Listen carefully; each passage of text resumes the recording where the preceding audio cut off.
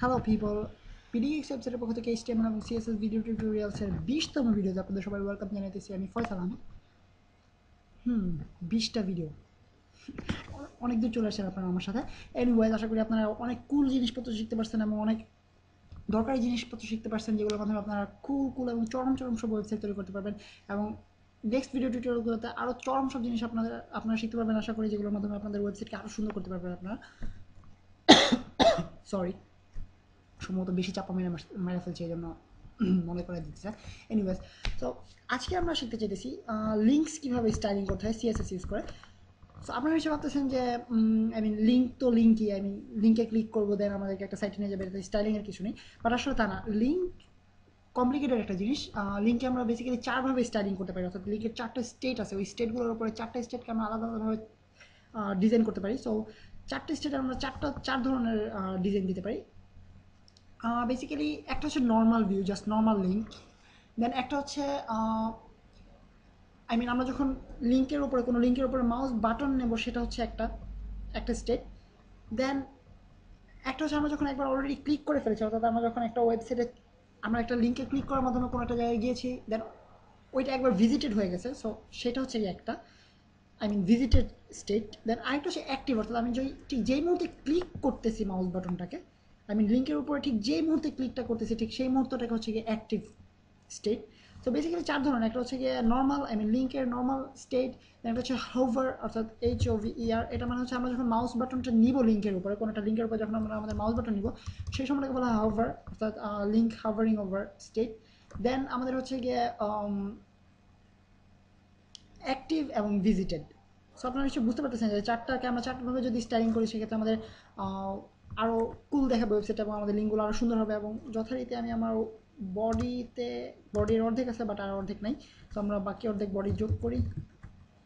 So যা বলতেছিলাম, সেটা হচ্ছে আমরা লিঙ্ক স্টাইলিং শিখবো আজকে। ধরা যাক আমাদের একটা লিঙ্ক আছে, এই আপনার নিশ্চয় মনে আছে কীভাবে লিঙ্ক তৈরি করতে হয়। এই দেন ভিতরে আমাদের অ্যাট্রিবিউট href, এর ভিতরে আমাদের ওয়েবসাইটের অ্যাড্রেস http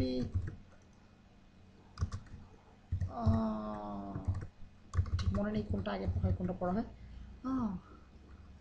google.com। এনিওয়েজ, আমার মনে হচ্ছে জিনিসটা ভুল হয়েছে, যেরকম আমরা চেক করে নিই। http google.com। এনিওয়েজ, কন্টিনিউ করি, যদি ভুল হয়ে থাকে আপনারা ধরে দেবেন। সো ধরা যাক বেস্ট সার্চ ইঞ্জিন, এটা হচ্ছে কি আমাদের লিঙ্কটা।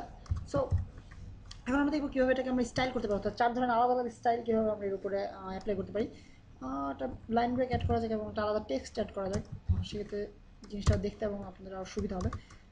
দিস ইজ আজইরা পেচাল। সো এখন আমরা দেখবো কীভাবে আমরা স্টাইল করতে পারি। তো আপনারা দেখতে পাচ্ছেন জাস্ট একটা নর্মাল লিঙ্ক। দেন আমি সরি সরি আজকে টিউটোরিয়ালের মাঝখানে সব রকমের ঘটনা ঘটে যাচ্ছে। এনিওয়েজ, সো আপনারা দেখতে পাচ্ছেন আমি ক্লিক করা মাত্রই, খেয়াল করে দেখুন, এখানে ক্লিক করে লাল রঙের হয়ে যাচ্ছে জিনিসটা। ক্লিক করে ধরে রাখছে, আপনারা শুনতে পাচ্ছেন মাউসের শব্দ, খেয়াল করুন, দেখতে পাচ্ছেন? দেখতে পাচ্ছেন না, শুনতে পাচ্ছেন আশা করি। সো খেয়াল করলে দেখবেন এটা লাল রঙের হয়ে যাচ্ছে আমি ক্লিক করার মাত্রই। আপনারা একটু খেয়াল করে শুনুন, শুনতে পেয়েছেন আমার মাউস ক্লিকটা? এটা হচ্ছে লাল রঙের হয়ে যাচ্ছে। সো এটা হচ্ছে আমাদের সরি, আমি অ্যাড্রেসটা সম্মত ভুল দিয়েছি, http দিয়েছি। সো এটা হচ্ছে আমাদের লিঙ্ক। সো আমরা ক্লিক করলে আমাদেরকে গুগলে নিয়ে যাওয়ার কথা, http এনিওয়েজ http google.com, গুগলে নিয়ে যাওয়ার কথা। সো আমরা গুগলে চলে গেলাম। তো এখন আপনারা দেখতে পাচ্ছেন একটা বক্স তৈরি হয়েছে চারপাশে একটা। সো এটা হচ্ছে আমাদের ভিজিটেড স্টেট, অর্থাৎ আমরা লিঙ্কটা একবার ভিজিট করে ফেলে এটা চারপাশে এরকম একটা গোল রঙের গোল বক্সের মতো তৈরি হবে, বর্ডার তৈরি হবে। সো এটা এই কয়েকটা স্টেট আমরা এখন চেঞ্জ করবো অথবা স্টাইল করবো। সো সিএসএস স্টাইলিংয়ের মাধ্যমে আমরা অ্যাপ্লাই করি। প্রথমে আমাদেরকে লিঙ্ক আসলে লিঙ্কের ক্ষেত্রে আমরা যখন স্টাইল করবো, তখন লিঙ্কের নর্মাল স্টেটটা হচ্ছে গিয়ে লিঙ্ক লিখতে হবে আমাদেরকে, দেন একটা কোলন, দেন লিঙ্ক। সো এর ভিতরে আমরা আমাদের স্টাইলিং করবো। প্রথমে আমরা দিব ধরা যাক কালার। আমরা সবসময় চাইবো না যে এটা অটোমেটিক্যালি, দেখতে পাচ্ছেন আপনার অটোমেটিক্যালি এটা বেগুনি কালার হয়ে গেছে, অর্থাৎ পার্পল কালার হয়ে গেছে।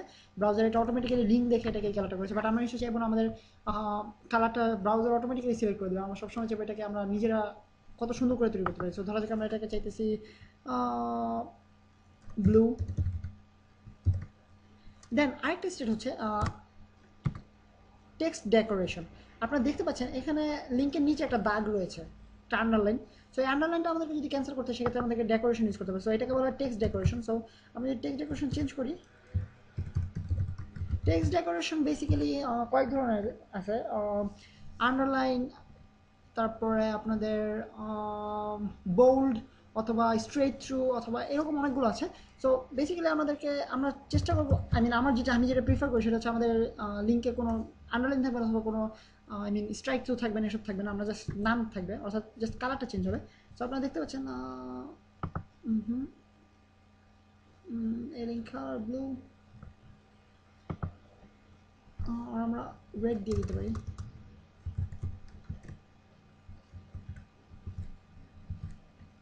কালারটা চেঞ্জ হচ্ছে না কোনো একটা কারণে। এনিওয়েজ আমরা সামনে গেলে দেখতে পাবো আসলে কোথায় কেন চেঞ্জ হচ্ছে না। সো এই হচ্ছে আমাদের নর্মাল স্টেটের স্টাইলিং। দেন আমরা চেঞ্জ করবো হুভার, অর্থাৎ আমরা যখন মাউসটাকে লিঙ্কের উপরে নেব সেক্ষেত্রে আমরা কী চেঞ্জ করতে চাইতেছি। সো ধরা যাক ব্যাকগ্রাউন্ড, আমরা লিঙ্কের একটা ব্যাকগ্রাউন্ড কালার দিতে চাচ্ছি ব্লু।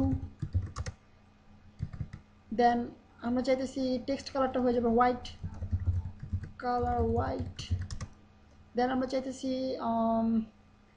টেক্সট ডেকোরেশন অবশ্যই নাম, যেটা আমার নিজের পার্সোনাল প্রেফারেন্স। ডেকোরেশন আপনার ইচ্ছে করলে লিঙ্কের নিচে একটা দাগ রাখতে পারেন। আমি অনেক ওয়েবসাইটে দেখা যায় যে লিঙ্কের নিচে আন্ডারলাইনটা থাকে, বাট আমি প্রেফার করি আন্ডারলাইন না থাকা, যেহেতু এটা আপনার ডিফারেন্ট কালারে শো করতে হবে, অবশ্যই পাঠাবে ভিউয়ারের অথবা ভিজিটরের চোখে পড়বে। আলাদা করে আন্ডারলাইন দেওয়ার কোনো মিনিং নেই, নাম। তো এখন আপনারা দেখতে পাবেন চেঞ্জটা কী হয়েছে। আপনারা দেখতে পাচ্ছেন আমি মাউসটা নেওয়া মাত্রই ব্লু হয়ে যাচ্ছে এবং টেক্সট কালারটা হোয়াইট হয়ে যাচ্ছে। এটাকে বলা হয় হোভার ওভার স্টেট, অর্থাৎ আমরা যখন হোভার করতেছি মাউসটাকে এটার উপরে নিচ্ছি তখনকার স্টেট। দেন আমরা এখন স্টাইলিং করব অ্যাক্টিভ আর ভিজিটারটা প্রথমে করে নিই আমরা। অর্থাৎ আমি যখন একবার গিয়েছি ওই সাইটে তখন এটা কী স্টেট হবে, অর্থাৎ আমি যখন একবার ক্লিক করে তারপরে আবার যখন এই পেজে আসবো তখন এটা কী হবে। সো ভিজিটারের ক্ষেত্রে আসবে colour green and sorry text decoration. What is this? Decoration মানে কি আপনারা কেউ জেনে থাকলে আমাকে জানাবেন, বাট এইরকম কোনো শব্দ আমার জানা নেই। Decoration underline. সো এখন আপনারা দেখতে পাবেন চেঞ্জটা কী হয়। সো আপনারা দেখতে পাচ্ছেন আমি যেহেতু অলরেডি একবার আন্ডারলাইনটা কাজ করতেছে না কোনো একটা অজানা কারণে, টেক্সট ডেকোরেশন আন্ডারলাইন কাজ করার কথা। Text decoration underline. এনিওয়েজ আমরা কন্টিনিউ করি, দেখা যাক আসলে কোথায় প্রবলেমটা হচ্ছে। সো আপনারা দেখতে পাচ্ছেন যেহেতু আমি এটা এই সাইডে অলরেডি একবার চলে গিয়েছে, অতএব এই জন্য এটা ব্লু হয়ে গিয়েছে কালারটা। সো এখন যদি আমরা এটাকে চেঞ্জ করবো অ্যাক্টিভ, অর্থাৎ এই অ্যাক্টিভ। দেন যখন আমরা ক্লিক করবো তখনকার এটার ইয়েটা কী হবে। সো আমরা চাইতেছি colour red or colour black and আমরা ব্যাকগ্রাউন্ড কালার অ্যাড করতে পারি, অথবা শুধু ব্ল্যাক থাকুক। সো পেজটা লোড করলে আপনারা দেখতে পাবেন ক্লিক করা মাত্রই আপনারা খেয়াল করুন কালারটা চেঞ্জ হয়ে যাচ্ছে। অর্থাৎ আমি মাউসটা আনলাম, দেন এটা কালার হয়ে গেল ব্লু, ব্যাকগ্রাউন্ড পেলাম এবং ক্লিক করা মাত্র এটা ব্ল্যাক হয়ে যাচ্ছে। সো এটা হচ্ছে আমাদের সো আপনাদেরকে আবার প্রথম থেকে দেখানো যাক আসলে ব্যাপারটা কী হয়। সেভ করিনি সম্ভবত, সরি সেভ। দেন আমরা যেহেতু এটা অলরেডি ভিজিট করেছি, ভিজিটেড স্টেট পাবো আমরা, অর্থাৎ ভিজিটেড স্টেট হচ্ছে গ্রিন, কালারটা থাকবে গ্রিন এবং আমরা ক্লিক করা মাত্রই আমাদের মাউস হাভার করা মাত্রই আমাদের কালারটা হোয়াইট হওয়ার কথা, বাট হচ্ছে না। হাভার ওভার কালার হোয়াইট।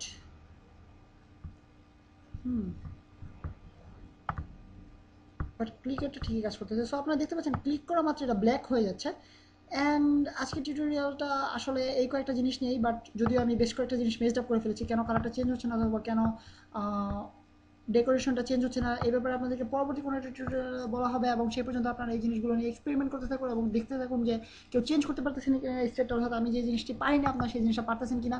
এবং কেউ পেরে থাকলে আমাকে অবশ্যই ইউটিউব কমেন্টস করবেন, অথবা আমাকে আমার ওয়েবসাইটে বিডিএক্স ওয়েবসাইটের পেজ থেকে আপনারা আমাকে মেল করতে পারেন আপনাদের সাকসেসের কথা বলে।